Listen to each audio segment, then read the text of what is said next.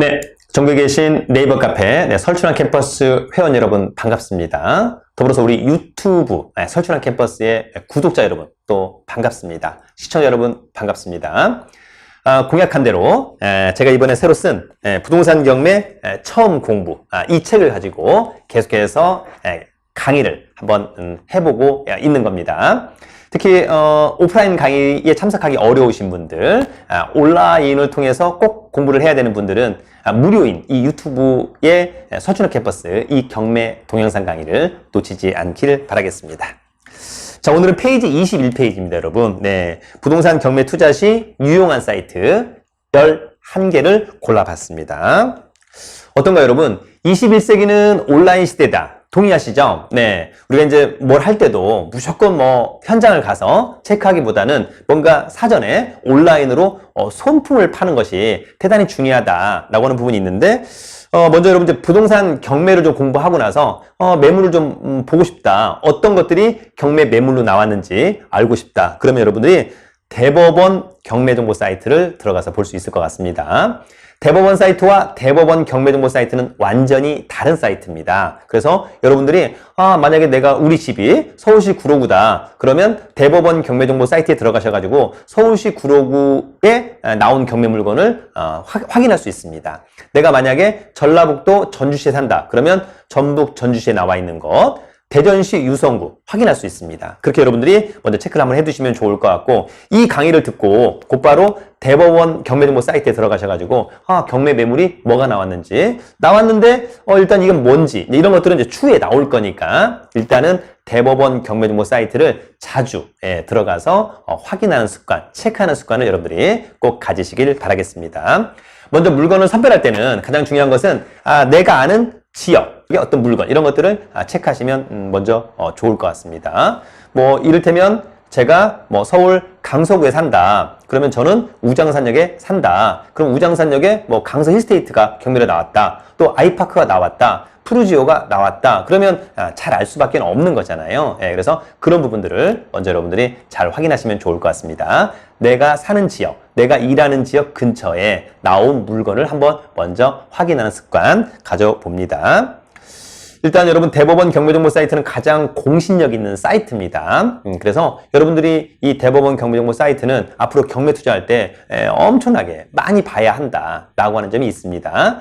그러나 이제 아쉽게도 늘 얘기하지만 공신력만큼은 가장 좋은데 어떤 물건에 대한 디테일이 좀 부족하더라. 너무 개괄적이에요. 그래서 두 번째 사이트, 바로 여러분 부동산 태인이라고 하는 사이트가 있습니다.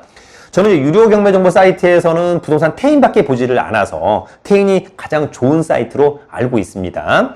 유료 경매 정보 사이트의 가장 큰 강점은 뭐냐면 어떤 물건 하나하나에 대한 디테일이 상당히 좋다.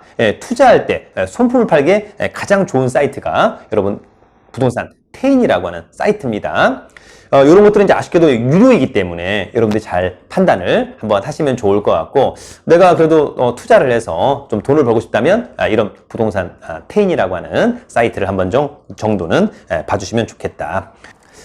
자, 저희가 이제 경매 물건을 한번 보고 그 다음에 이제 찾고, 그러는 가운데 이제 경매에서 권리 분석을 해야 되는데, 여러분 경매에서 권리 분석에서 가장 중요한 자료 중에 하나가 등기부 등본입니다. 저희가 이제 등기사항 전부 증명서라고 해야 되는 건데 등기부라고 할게요. 등기부는 아무 때나 발급받을 수 있습니다, 여러분. 어디에서? 대법원 인터넷 등기소에서 누구나 쉽게 발급받을 수 있다. 우리가 경매로 낙찰받을 때도 마찬가지지만 매매할 때 또 임차할 때 반드시 확인해야 되는 서류가 여러분 대법원 인터넷 등기소에 나와 있는 등기부를 꼭 체크하셔야 됩니다. 아파트라면 집합건물 등기부 등본을, 다세대라면 집합건물 등기부 등본을, 저희 학원처럼 이런 일반 건물이라면 토지 등기부와 건물 등기부를 별도로 발급을 받아야 됩니다. 내가 논을 산다, 밭을 산다, 그러면 토지 등기부 등본을 발급받아서 권리상의 문제가 뭐가 있는지를 꼭 체크하는 습관을 가져야 될 것 같습니다. 오늘은 네 번째까지만 합니다. 민원24라고 하는 사이트가 있습니다. 민원24에서는 이제 앞으로 우리가 농지를 취득하게 되면 농지 취득 자격 증명원의 발급도 민원24에서 한다. 이제 정부24하고 똑같은 거죠. 이제 앞으로 여러분. 여기에서 이제 저희가 토지 대장도 발급을 받는다. 그 다음에 뭐 건축물 대장도 발급을 받는다. 뭐 세금을 완납했느냐 안 했느냐 이런 것들도 기본적으로 이런 사이트에서 확인을 하게 되어 있습니다. 여러분들이 이런 민원24 이런 사이트도 한번 잘 가보시면 좋을 것 같고, 흐름상 하나만 더 하면 여러분 토지 이용 규제 정보 서비스라고 하는 사이트가 있습니다. 일명 누리스라고 하는 사이트가 있는데, 우리가 여러분 토지를 갖다가 낙찰받겠다, 토지를 사겠다, 일반 매수하겠다라고 할 때 반드시 확인해야 되는 서류 중에 하나가 토지 이용 계획 확인서라고 하는 게 있는데, 그 토지 이용 계획 확인서를 발급받을 수 있는 사이트가 바로 이 토지 이용 규제 정보 서비스, 즉 누리스라고 하는 사이트입니다. 이 사이트를 통해서 토지 이용 계획 확인서를 발급받으면 도로가 붙어 있냐 붙어 있지 않느냐, 만약에 맹지라면, 도로가 붙어 있지 않다면 건축을 할 수 없다, 어렵다, 이런 내용이 될 수 있을 것으로 보이고요. 그 다음에 용도 지역이 뭐냐, 제2종 일반 주거지역이냐, 준주거지역이냐, 상업지역이냐에 따라서 건폐율, 용적률, 건축할 수 있는 건축물이 모두 달라진다라고 하는 점 여러분들이 꼭 체크를 해두시면 좋을 것 같고, 디테일한 내용들은 뒤에서 또 권리분석에서도 이제 언급이 될 텐데, 일단 오늘은 첫 번째, 여러분 우리가 뭐 경매를 한다, 그럴 때 투자를 한다라고 할 때 꼭 확인해야 되는 사이트, 먼저 경매 물건을 검색할 때는 대법원 경매정보 사이트와 부동산 태인 사이트를 좀 봐야 한다. 직접 여러분들이 한번 그 사이트를 들어가 보시면 좋을 것 같고요. 그 다음에 경매 권리 분석과 이제 물건 분석을 할 때 먼저 등기부를 발급받아 봐야 되는 건데, 바로 대법원 인터넷 등기소에서 발급을 받아 봐야 될 것 같고요.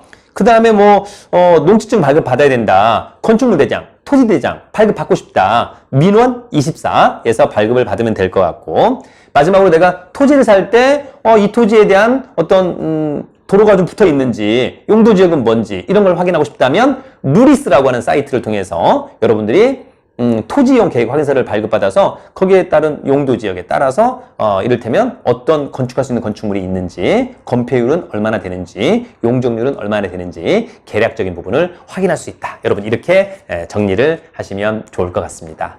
어떤가요, 여러분? 앞으로 강의는 계속해서 이렇게 할 겁니다. 예전에는 이제 저희 학원에 PPT 강의 자료를 띄워놓고 강의를 했었었는데, 뭐 이런 강의 자료도 나쁘진 않다. 서로 책을 보면서 이제 하고 싶은 이야기를 하게 되는 거죠.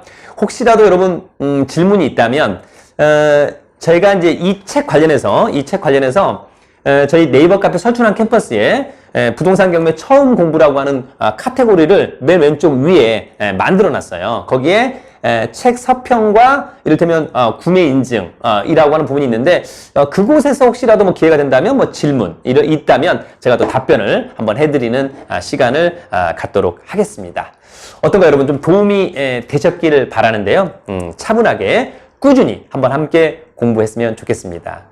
여전히 기해년 새해입니다. 여러분 새해 복 많이 받으시고 늘 행복하시길 바라겠습니다. 이상 설춘환이었습니다. 화이팅!